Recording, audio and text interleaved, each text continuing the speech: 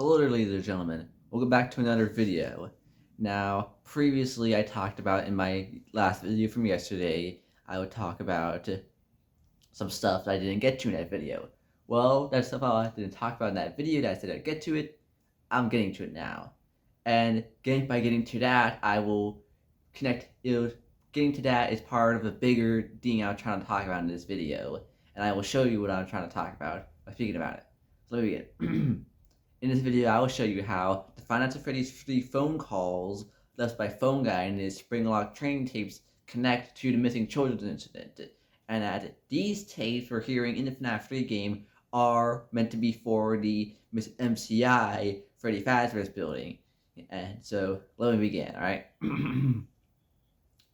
In Five Nights at Freddy's 3, you are left with a variety of training cassette tapes recorded by Phone Guy sometime during the 1980s, and these training tapes meant to train people how to use the spring lock technology. It goes through what would happen if there was a spring lock failure, what to do, and how to operate them and pull back the spring locks. Now, it specifically states that this is Freddy Fazbear's Pizza, not Fazbear's Family Diner, which means that the Freddy Fazbear's Pizzas did have spring lock technology.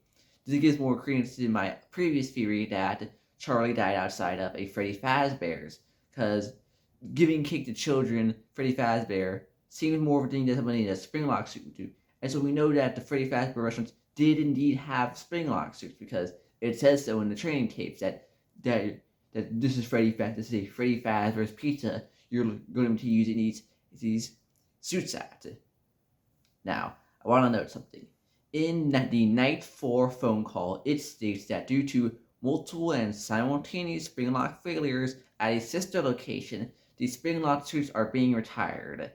And I believe that these multiple simultaneous spring lock failures were the deaths of, somebody that led, of two people in particular, that led to the creation of the Shadow animatronics, Shadow Freddy and Shadow Bonnie, which we see in Five Nights at Freddy's 2, and we see a withered version of Shadow Freddy in Five Nights at Freddy's 3. Now, my main evidence is that with Shadow Freddy, when we see him in both the office in FNAF 3 and in the parts of service room in Five Nights at Freddy's 2, he is slumped down on the floor. And the way he's slumped down on the floor is very reminiscent of how we see Springtrap slumped down on the floor, both in the game trailer and in the bad ending minigame when a spring lock failure happens.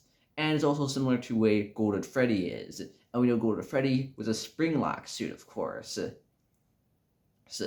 And of course, the reason why they're this way, they're spirits, not physical beings, and maybe even why they're more like shadowy, less less featured, they have less features and more ghostly like, is because they're somewhere far, far away. Yeah.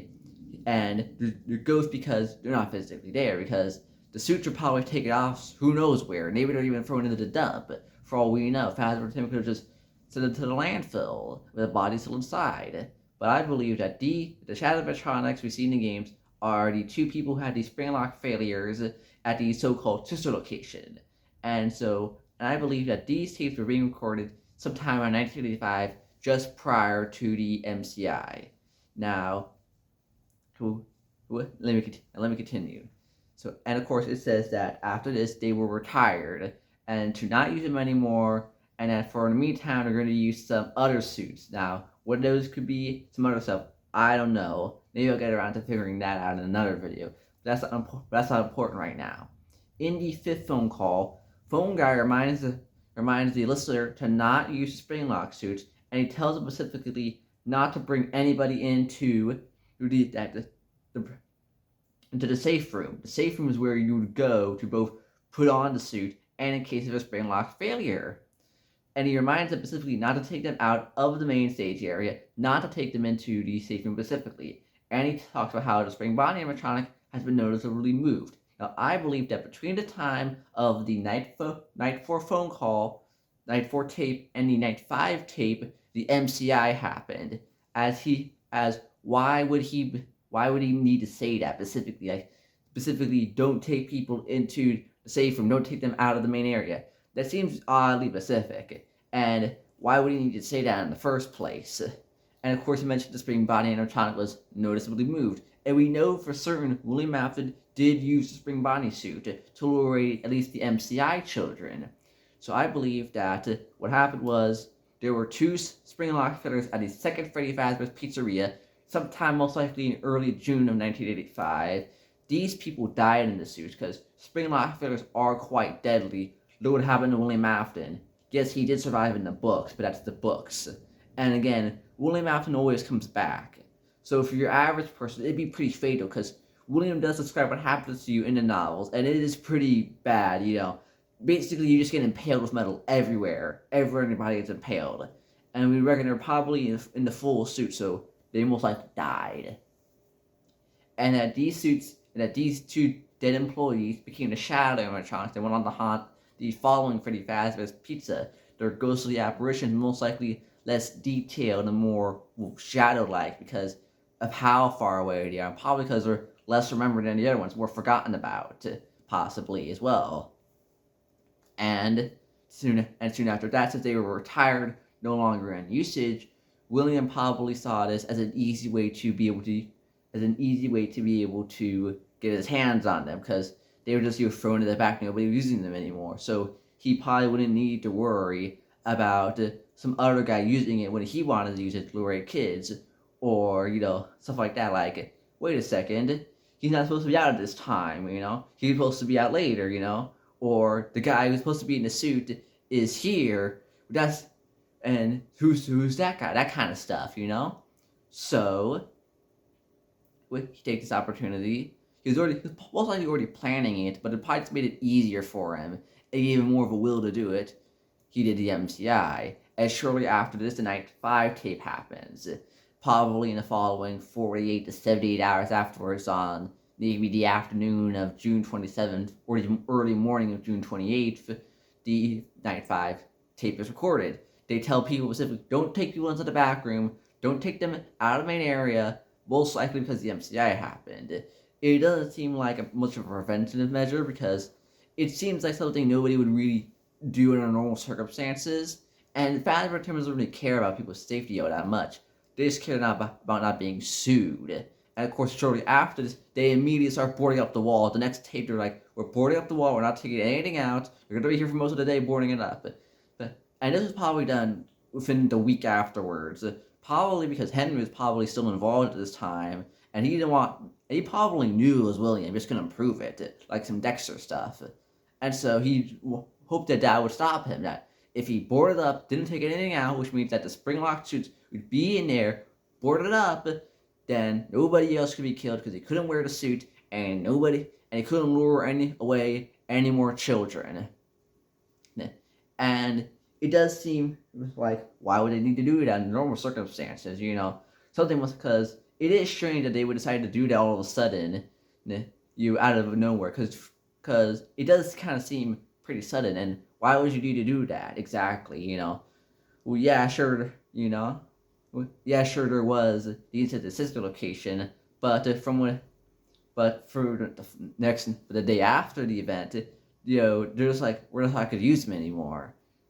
And then they suddenly decide to board up the place, probably because they didn't want William getting access to them anymore. So didn't want any more bad press. So tried to cover in. They wanted to try to cover it up, make sure the public didn't know about the safe rooms, didn't know of their existence, and they even tried to cover the existence of the spring lock suits into themselves.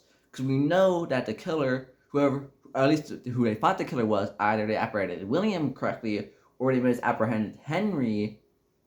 He was the person was arrested using CCTV footage, and most likely that probably led to where the safe room was. Of course, CCTV footage from what we know, most likely the CCTV footage would not have shown him actually entering the room, because from what it seems, the public doesn't know about it. It's not programmed into the animatronics. It's not on any maps, and for certain, there wasn't any CCTV cameras pointing to it. There were definitely ones in its direction, in its area, and they probably wanted to cover it up, make sure nobody could find out about the room, be aware of it, and they could try and better cover their hides if they just boarded up the room, put it on a false wall, and they directly tell people in the tape, don't tell your friends or family about it, don't even tell your sheriffs or representatives about it, probably because they didn't want to risk word getting out immediately after the MCI, because yeah, I didn't show them going in there or to show the exact location, but it probably would not have been hard for them to figure out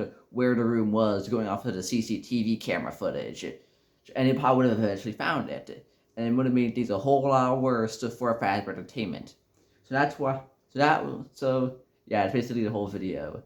Um, the Final Freddy's 3 Spring Lock training tapes are directly connected to the missing children's incident and show the brief prelude and the immediate aftermath of it in the following few days, maybe a week or two afterwards, and the several weeks prior to it, leading up to and giving explanation to how the shadow animatronics were created. Deaths of two Springlock suit entertainers at a sister location. And it would make sense there was a sister location by 1985 because, like, look at Chuck E. Cheese. They had already opened they opened a bunch of locations in the span of 2 years. Between 77 and 79, they opened up a bunch of locations. So if they could do the same, and it's Freddy's basically, from what it seems, their universe's version of it, they probably would have even more we never even knew about. But that's all I gotta say for today's video, ladies and gentlemen. I hope you enjoyed, and I'll see you sometime later, alright? Well, bye, have a nice time.